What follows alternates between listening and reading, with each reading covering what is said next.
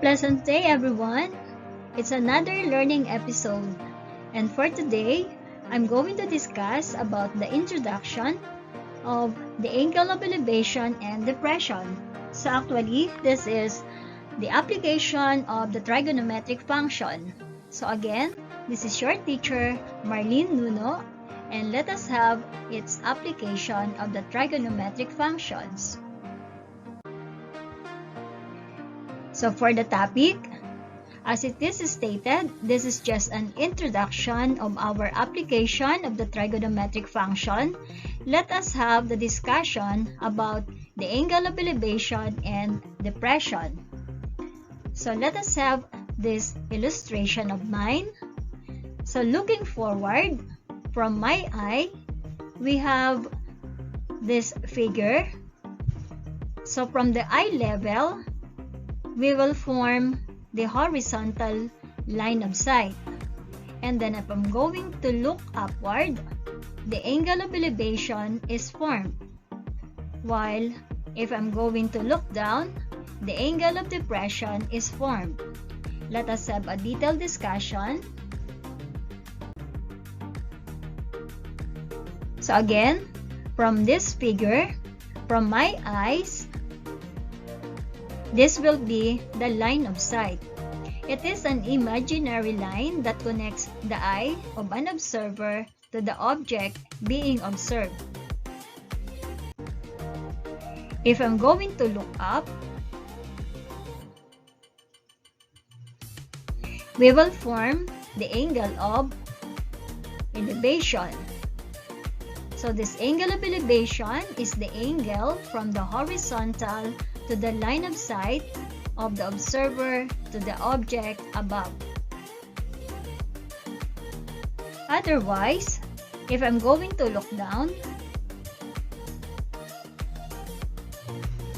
this angle has been formed. This is what we call the angle of depression. It is the angle from the horizontal to the line of sight of the observer below.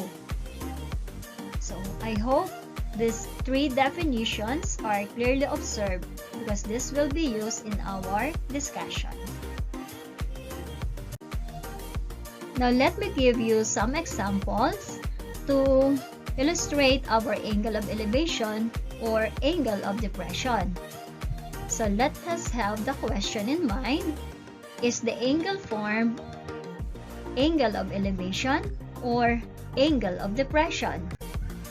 Let us take a look at our picture. So in the picture, we have the flagpole. So from the flagpole, we have a certain observer looking at the top of the pole. Let us have the top as point P, the base of the pole which is point Q, and the position of our observer as point R.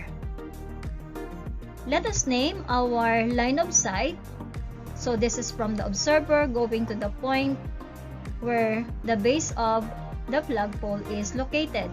So let us have this as segment RQ. Now, since we are observing from a certain point going up, the angle of elevation is formed. So the angle formed is angle QRP. Now let me give you another example. So our question here, is it the angle of elevation or the angle of depression? Let us take a look at our illustration. So this is a picture of a building where somebody is on top of the building. Let us name our observer as point P, and this observer is looking downward for a certain object on the ground. Let us name the object as point R. Then, from the eye of the observer, let us name this. We have point S. Then, you will form the line of sight, which is now the segment PS.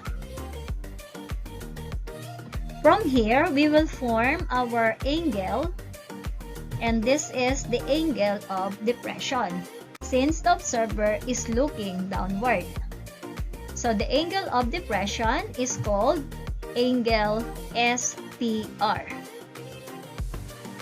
Now let's say I'm going to draw another segment from the object going to the base of the building. Let us name this as point Q, the base of the building. And then we can say now that segment PS is parallel to segment QR. From here, we will form another angle, which is angle PRQ or QRP or angle R itself. So we can say that angle SPR is equal to angle QRP. What is the reason behind? So observe that our PS is parallel to our segment QR. Since the two segments are parallel, it is cut by the transversal, which is named PR. From here, we can say that the two angles such as SPR and angle QRP are the corresponding interior angles of the transversal. So the two angles are congruent and of equal measure. So this idea will be used in our discussion of solving problems. Now another task that I'm going to give you is to look for a real-life situation that illustrates the angle of elevation and depression.